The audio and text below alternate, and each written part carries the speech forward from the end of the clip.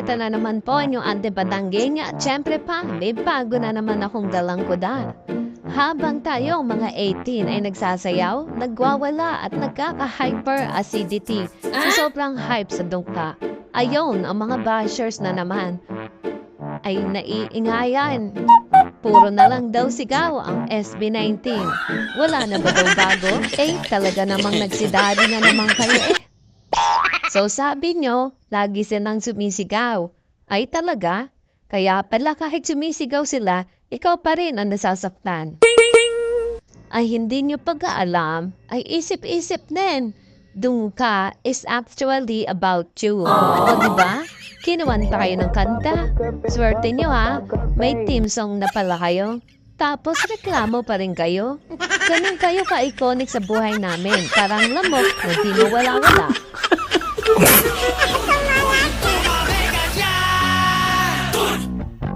So ayun na nga, sabi nyo, lagi silang sumisigaw. Hay nako, iho iha, that's not shouting. That's called power. That's called vocal range. That's called di mo kayang gayahin kaya bitter ka. Aanhin mo naman ang tahimik na kanta kung flat naman ang emotion. SB19 songs hit hard kasi may laman, may hugot, may purpose. Hindi yan ingay, die. Yan ang tunog na isang grupo na hindi tinipid ang vocal training. Gusto mo ng monotone, ay magpahinga muna, inday, at pakinggan mo na lang ang electric fan mo. Pero muna ng pahinga nyo. At pakinggan nyo muna si Ante dahil iisa-isahin natin ang linya ng kantang to with truth, humor, and sarcastic of wisdom. Na bagay sa inyo.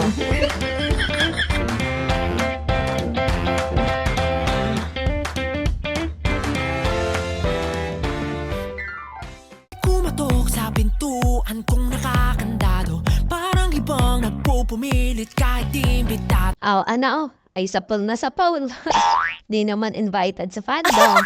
Pero ang sipag manilip, makibash at maki-update. May kandado na, pero push pa rin sa panggugulo. Kakaiba kayo? Boy halatadong desperado, huli ka balbon, balbon, kalawang para sa kaling tutu. Yes, Dungka is talking about you. Mga bashers, desperado sa atensyon, kahit sunog na, pinipilit pa rin isubo ang opinyon. Galaw ang kaning totob. Mainit sa umpisa, pero walang sustansya. Grabe ang linis ng pagkakasabi. Kasi totoo desperado sa cloud, sa views at sa attention ng SB19 na hindi naman nila pinapansin.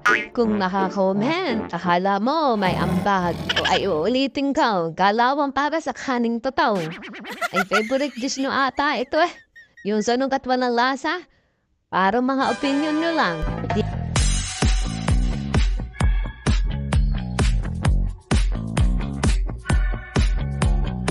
Narinig nyo. Huwag na magtangkapang sumalisi. Daming patibong nag-aabang dyan sa tade. Kaya pala ang dami niyong fake account sa Kasi para makapag-stalk, para makapag-bash. Ay nako. Huwag na kasi kayong sumisingit sa community. Hindi lang din kayo marunong rumispeto. Tumabi na lang. Kasi this house has cameras, may security, at may 18 army. Kaya huli ka balbon. Pasensya ko'y medyo maikse. Naku, baka makita ang hinanap mo. Warning lang mga bashers. Maigsi ang pasensya ng 18 Hindi kami yung tipo ng fans na tahimik lang. Pag lumampas ka sa boundary, ay may aabutin ka. Yung bang malupit humagupit. Yon, malupit humagupit. In short, this line describes someone so fierce, so confident, na pag pumasok sa eksena, lahat tahimik. Kasi nga, malupit humagupit, hindi basta-basta ang tama, tama hanggang kaluluwa. Dito sa bahay ko, ayoko magulo. Yan, dito sa bahay ko. Ibig sabihin, teritoryo namin to. SB19 to, 18 to. Ay kung wala pa namang ambag, kundi nega at inggit, Hindi ka welcome. Parang kapitbahay ka na lang biglang pumapasok sa sala na hindi naman invited sa hapunan. Dokong magulo. Simple lang. Gusto lang namin ng peace and productivity. Pero eto ka, parang langaw sa fiesta. Pilit nakikisawsaw kahit hindi ka naman niluto. Yan naman, ang aabutin mo? Palo. Oh, di kay ka-sweet ano. Ang aabutin mo, palo. At ito na ang pinaka-sweetest part Not literal of course, but palo meaning makakatikim ka ng clapback na tagot sa buto. Hindi pisikal ha.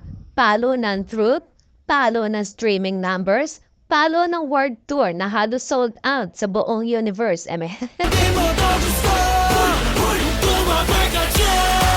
Yes, this is the national anthem for all bashers. Tumabi ka dyan.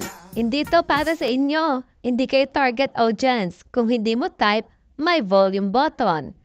May skip button. May ibang playlist dahil huwag ka mag-stream. Hindi namin kayo pinipilit. Naku po, kaya naman pala ang daming yung bitter. Kasi hindi nyo kaya. Hindi nyo kaya ang creativity, originality, at performance ng dungka. O, dungka sa tabi, dungka sa gilid. Ang hirap kayang gumawa ng high concept, experimental, catchy, and choreographed. O, di ba? Inggit lang.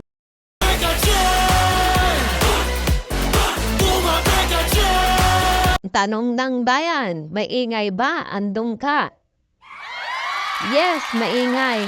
Kasi hindi ito lalabay inday. Ito ay pasabog. So lahat ng bashers na allergic sa dungka, dungka, umuwi ka na at maglaba. Uwi na kayo sa echo chamber nyo. Leave the fun to the people who get it, love it, and can handle its energy. Ay, talaga namang sapol na sapol. Para sa inyo talaga tong linya na to. Linya trip? Dami yung sinasabi. Ganun talaga pag hindi inyo. Ang solusyon? Tumabi ka dyan. Dung ka na. Dung ka na. So, sa mga dear bashers, kung pasok ka ng pasok sa bahay ng SB19 at 18 ng walang respeto, huwag kang magulat kung paluin ka ng success, talent at ng kantang dung ka mismo. At eto pa, ginawan ka pa nga ng kanta, tapos ikaw pa ang galit? Namaan. So next time na may isip mo manggulo, tanungin mo muna sa sarili mo, gusto ko bang abutin ng palo? Kung hindi, edidong ka na, uwi.